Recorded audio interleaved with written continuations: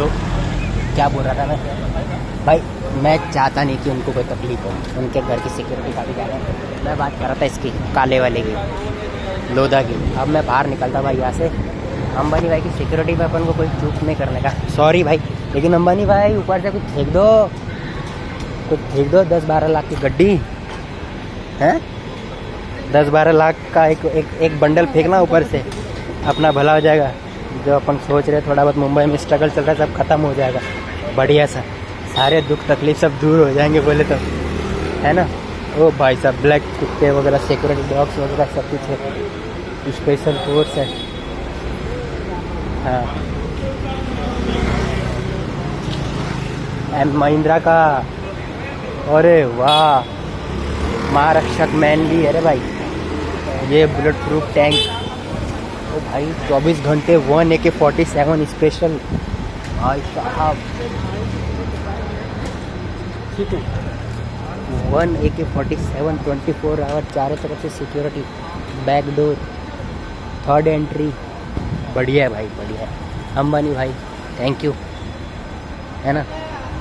बाकी का तो मुझे पता नहीं, आपके रिस्पेक्ट का, आप और बाकी आपका क्या बिजनेस है, आपने रिचार्ज महंगा कर दिया वो दिक्कत नहीं, लेकिन जो आपका जो वो लाइन था ना कि भाई आपको टेंशन लेने की ज़रूरत नहीं है, आपका इलाज फ्री किया जाएगा, जो भी अटैक के बाद जो आपने लोगों को एक अनाउंसमेंट किया, लोगों की हेल्प करने के लिए किया, तो उसके लिए कि मैं आपके लिए बहुत ज़्यादा, मेरे लिए मतलब मेरे मन में आपके लिए बहुत ज़्यादा रिस्पेक्ट हो गई है। मेरे लिए खुद के लिए रिस्पेक्ट तो है, क्योंकि मैं एज अ इंडियन मैं अपनी आर्मी पे पूरा प्राउड करता हूँ और मुझे इस चीज़ का हक भी बनता है ना।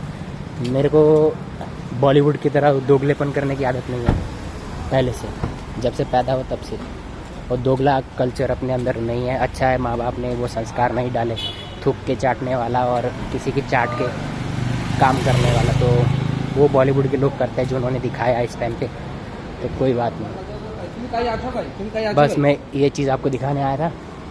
बाकी यहाँ हज़ारों लोग रहते होंगे, जिंदा हैं हज़ारों लोग, लेकिन कोई फ़ायदा नहीं उनका जिंदा होने का। वो लोग खाली टैक्स भरते हैं, अपना फ़ायदा देखते हैं, और वो कुछ उनको देश से कोई लेना देना नहीं है। तो अभी मैं जा रहा हूँ ब्रिज कैंडी। यहाँ दिन का नज़ारा भी काफ़ी अच्छा है, क्योंकि यहाँ पे जो जंगल है, यहाँ के जो पेड़ पौधे हैं वो भी काफ़ी अच्छे हैं, यहाँ की जो लुक्स आती है वो काफ़ी अच्छी है।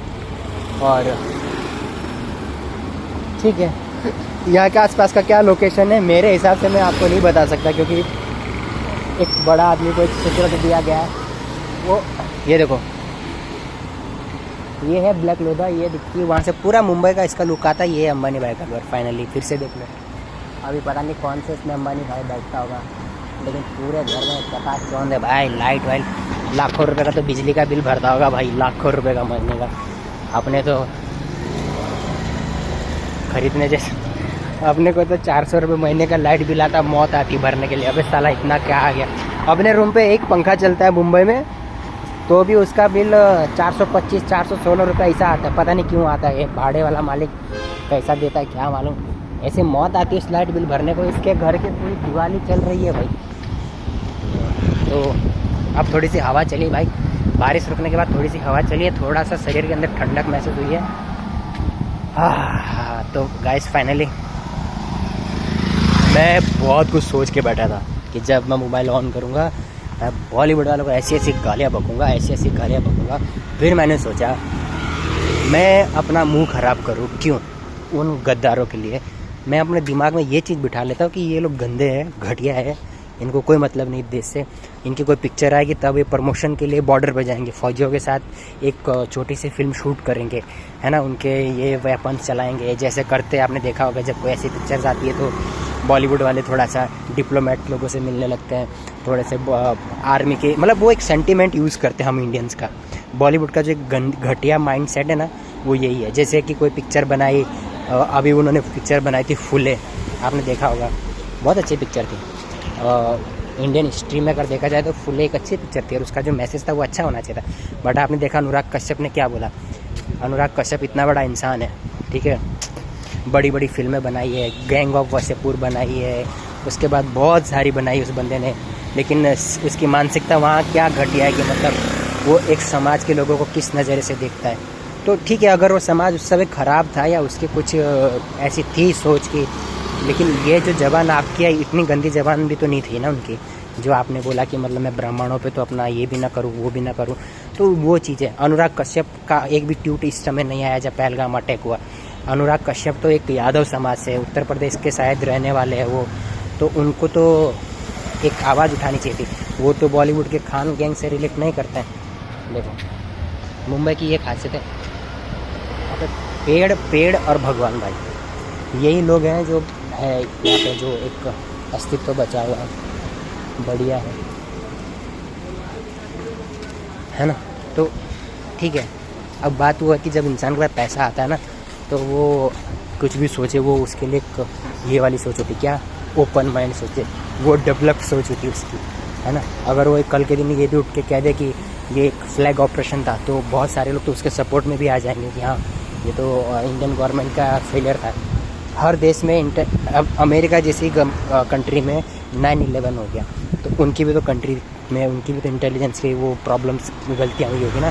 तो लेकिन वहाँ के लिए कुछ नहीं कहते, उनको पता है कि हमको वहाँ जाना है या वहाँ के लिए फ्रीडम नहीं है, वहाँ एक्शन हो जाएगा, वहाँ पे बहुत सारी चीज़ें हैं जो प्रॉब्लम क्रिएट करेगी। इंडिया के अंदर ऐसा नहीं है। इंडिया के अंदर तुम कुछ भी बोलो, कुछ भी करो, बहुत ज़्यादा। अभी देखो मुझे, देख लो, मैं घूम रहा हूँ फ्री हैंड, किसी को कोई तकलीफ नहीं दे रहा हूँ, अपनी मस्त अपना लाइफ अपनी वीडियो बना रहा हूँ, किसी को कोई दुख नहीं दे रहा हूँ, लेकिन फिर भी अगर मेरी बात किसी को बुरी लगी तो मेरे ऊपर एक्शन हो जाएगा।